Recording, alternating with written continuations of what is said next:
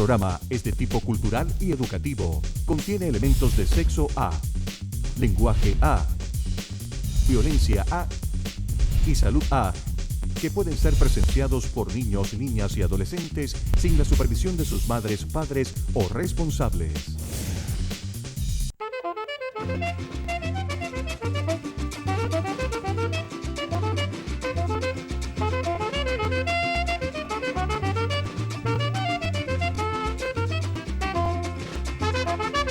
¿Qué tal, amigos del alma?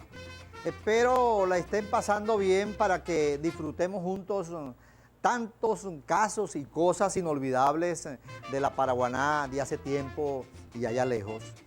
Aunque nuestro lema siempre ha sido recordar es vivir, en esta ocasión los recuerdos no serán tan agradables que digamos, porque vamos a referirnos a una experiencia triste y, si se quiere, dolorosa, vivida por los paraguaneros de hace 100 años y que nunca olvidarán por tratarse de un lamentable desastre que se conoce como la hambruna del año 12. Haciendo memoria, a principios del siglo XX, digamos por allá en 1901, Paraguaná tenía un aproximado de 24.000 habitantes, de los cuales el 95% eran analfabetas. La economía dependía de la agricultura, la cría, el comercio en pequeña escala y desde luego la pesca, que era abundante y favorecía a quienes vivían cerca del mar.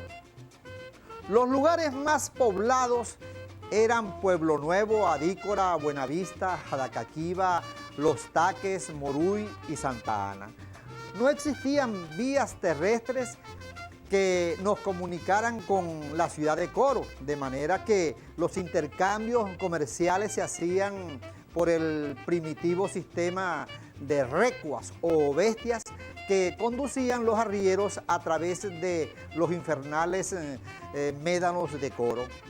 En cambio, los pudientes utilizaban los puertos de Adícora y Los Taques para llevar y traer su mercancía de puertos ubicados en la vela Maracaibo o las islas vecinas de Aruba y Curazao.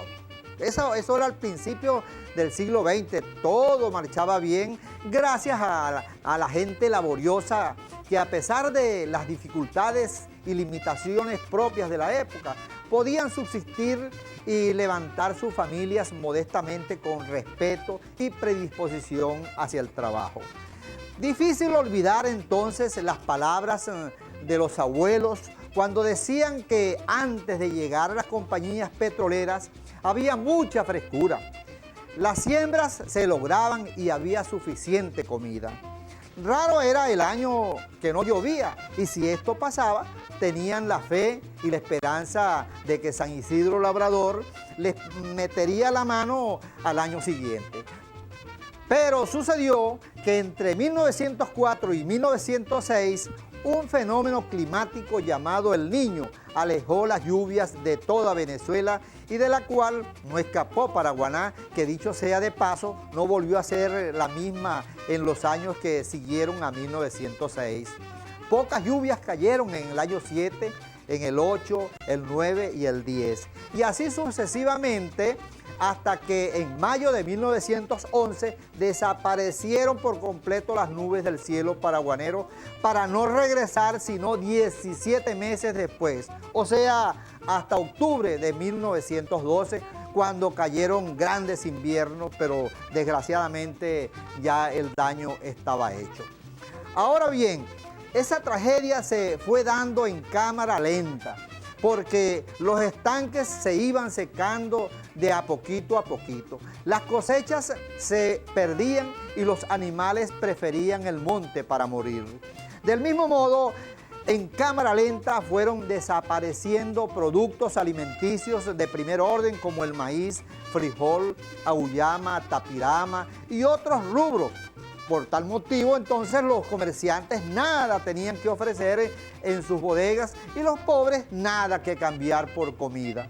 Para que tengan una idea más clara de lo que fue esta situación, debemos decir que para finales de 1911, la población de Paraguaná llegaba a 28.000 habitantes y para 1913, después de la catástrofe, quedaron 12.000. Significa entonces que hubo una merma espantosa de 16.000 almas, de los cuales se calcula murieron 4.000 de hambre y los otros 12.000 tomaron otros rumbos dentro de la geografía paraguanera y más allá de ella. Con el tiempo se demostró que muchas de esas 4.000 muertes pudieron haberse evitado si el general Juan Vicente Gómez, presidente de la República, actúa con responsabilidad. Por el contrario, impuso medidas antipopulares como lo fue la de subir los aranceles en los cereales sin tomar en cuenta la petición de los agricultores venezolanos que pedían la exoneración de derechos aduaneros en esos rubros. Esta decisión hizo que el precio del maíz, por ejemplo, subiera y se pusiera inalcanzable para la gente pobre, que para entonces solo ganaba un bolívar diario alando asada de sol a sol.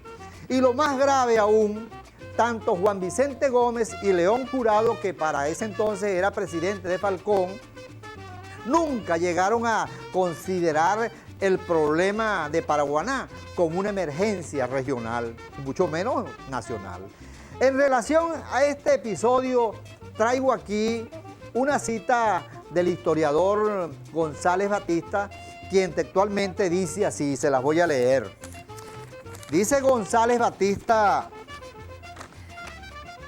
hondamente fija ha quedado en la memoria del paraguanero una fecha, el año 12. 1912 fue el año en que la muerte se señoreó en las sabanas peninsulares, tal como no se había visto desde la Guerra de la Independencia. No llovía desde el año 11, cuando puede decirse que comenzó la catástrofe. El presidente del Estado, León Jurado, recorriendo sus haciendas en el oriente del Estado, y su lugarteniente en Falcón, Gravier Laclé, no le prestaban atención al asunto. El gran culpable de la catástrofe del año 12 no fue la sequía, sino la improvisación y la indiferencia gubernamental. Escuchen esta otra perlita que nos dice Juan de la Cruz Esteves en una de sus obras. Dice así: el doctor Otero, médico de Pueblo Nuevo, tras serias observaciones de peligro, sostuvo con vehemencia ante sus colegas que la causa principal de la gran mortandad se debió a la impotabilidad o impureza del agua consumida por la población durante 3 años de intensa sequía. Esta afirmación causó revuelo y hasta se le dio un matiz político. Más claro no canta un gallo. Y allí queda la duda, porque si en verdad muchos murieron de hambre, no sería raro que otros tantos murieron envenenados. Desde luego, la desesperación fue mayor y fue la mortandad de los pobres, porque quienes tenían recursos, como dijimos anteriormente al principio, resolvían lo del agua y la comida, trayendo de Aruba o Curazao, la traían. Y si se quiere, también la podían buscar en Coro, Cumarebo o la Sierra Coreana, donde no había tanta necesidad como la que existía en la península. De manera que a los desamparados no les quedaba otro remedio, pues, que abandonar o vender sus pertenencias a precios de gallina flaca. Fin del mundo. No se esperaba otra cosa, de acuerdo a cómo estaba la situación. Y hasta contaban los más viejos que la gente deambulaba de un lugar a otro buscando manos caritativas que les dieran un pedazo de arepa o pira sancochada para calmar la insoportable hambruna.